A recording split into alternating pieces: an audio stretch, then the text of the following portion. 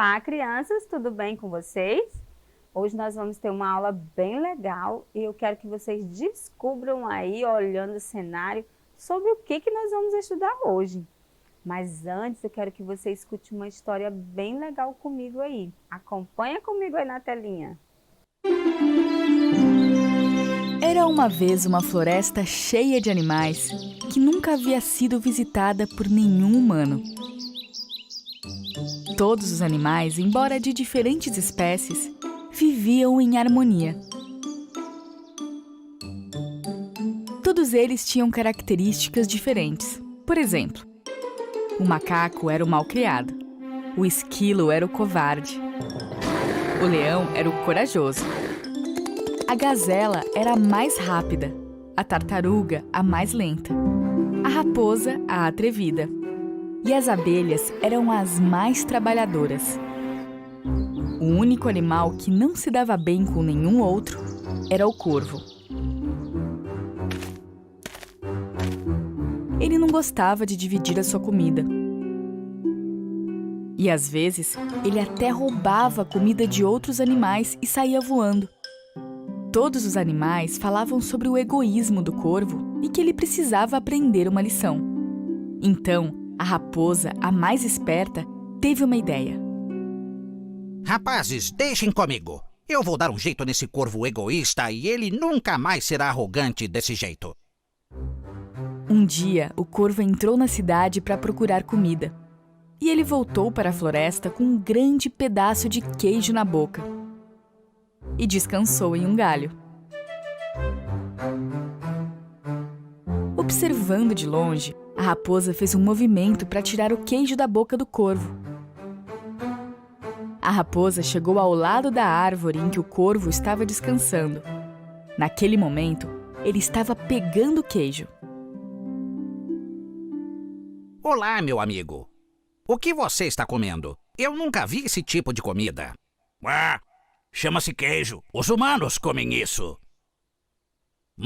Adoraria saber o sabor disso. Poderia me dar um pedaço? Sem chances. Você não imagina o trabalho que tive para pegar isso. E o que tem? Um dia eu te dou minha comida e estaremos quites. E por que eu comeria a sua comida nojenta? Esse queijo é muito especial e não se acha em qualquer lugar. Não importava o que ela dizia, a raposa não conseguia convencer o corvo a dividir sua comida. A raposa era esperta, mas o corvo não ficava atrás. Então, ela armou um outro plano. Ok, então coma. Eu não quero mais. Então, pelo menos, me deixe ficar olhando você comer esse queijo delicioso que você não quer dividir. Quando a raposa começou a subir na árvore, o corvo pegou o queijo e voou para um outro galho. Então, a raposa foi para baixo da outra árvore aonde o corvo estava. Mas ele, mesmo assim, não queria dividir o seu queijo. A raposa, então, teve uma outra ideia. Quais seriam os maiores defeitos do corvo? Ele é orgulhoso e arrogante. Talvez eu tire vantagem disso para conseguir o que eu quero. Ei, amigão, você sabe por que eu estou aqui embaixo? Para que o queijo não caísse, ele respondeu sem abrir seu bico. Por quê? Dizem que você tem a voz mais linda da floresta e que quando canta, todos os animais ficam hipnotizados. Quando o corvo ouviu isso, ele afofou as penas e começou a ficar todo orgulhoso de si. Cante uma canção para que eu possa ouvir a sua voz e contar para os meus amigos. A raposa finalmente encontrou o ponto fraco do corvo. E finalmente, quando o corvo, todo orgulhoso, abriu a boca para cantar, o queijo caiu do seu bico e, claro, a raposa foi hábil e o comeu. O corvo ficou atordoado e imóvel. Olha só, seu queijo caiu direto na minha boca e é delicioso. Devido à sua arrogância e orgulho, o corvo perdeu sua comida para a raposa. Então, amigo, o que você aprendeu? Você não deveria se achar maior do que realmente é. Não deveria acreditar em tudo que ouve. E nem sair dizendo que é o melhor. E não se esqueça, existem pessoas mais inteligentes. Depois que ele terminou de falar, a raposa foi embora para as profundezas da floresta. Daquele dia em diante, o corvo desistiu de ser arrogante e egoísta. Ele começou a ter boas relações com todos os outros animais e compartilhava toda a sua comida.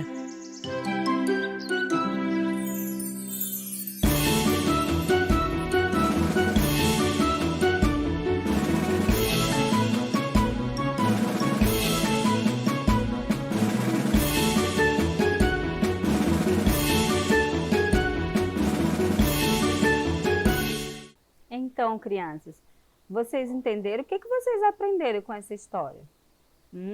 Isso mesmo, o corvo era arrogante, não gostava de dividir nada, né? E os outros animais, a raposa, né, decidiu dar uma lição nele. E então, onde aconteceu toda essa história? Vamos responder comigo? Na floresta, não foi? Foi onde aconteceu toda a história.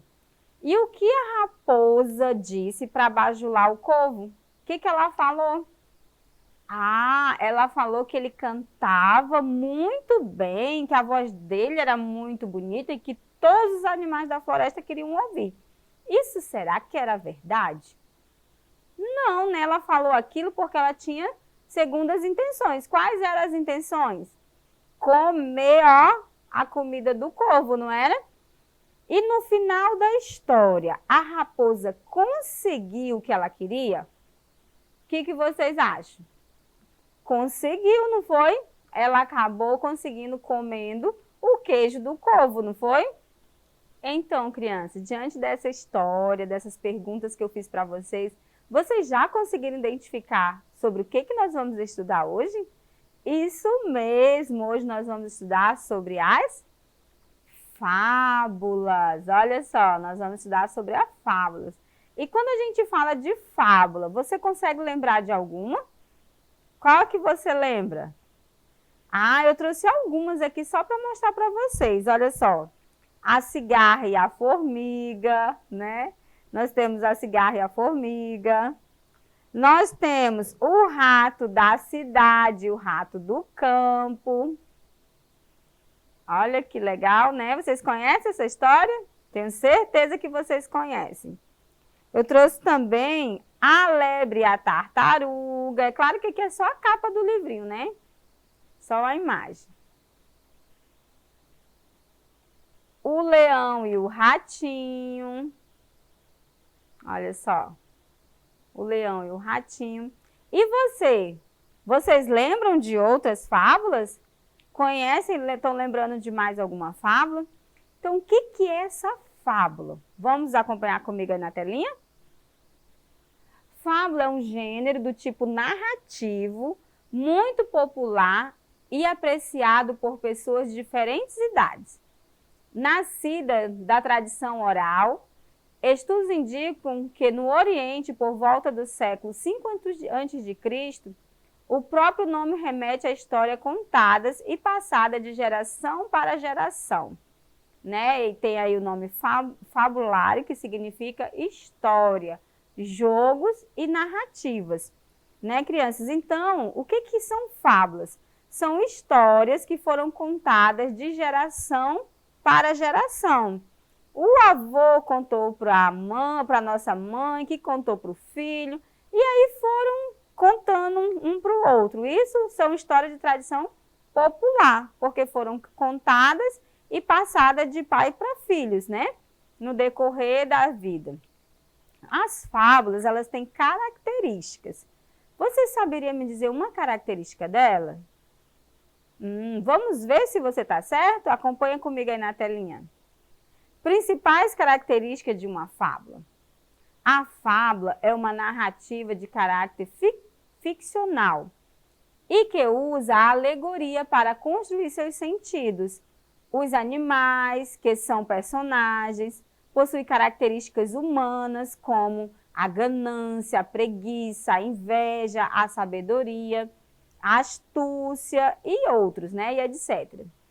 Por meio dessas características, as personagens movimentam-se e a história desenrola-se, levando-a à construção de um ensinamento. Então, vocês lembram do que nós lemos, né? Que nós assistimos?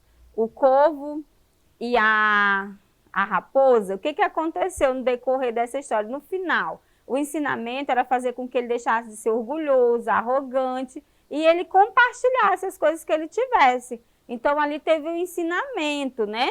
Então, todas as fábulas, ela tem esse propósito de trazer um ensinamento para que a gente aprenda alguma coisa. Por isso que todas as fábulas, elas são, né, tanto criança, quanto jovem, quanto adultos, eles gostam, às vezes, de estar confabulando, de estar contando fábulas, de trazer ensinamento para as pessoas.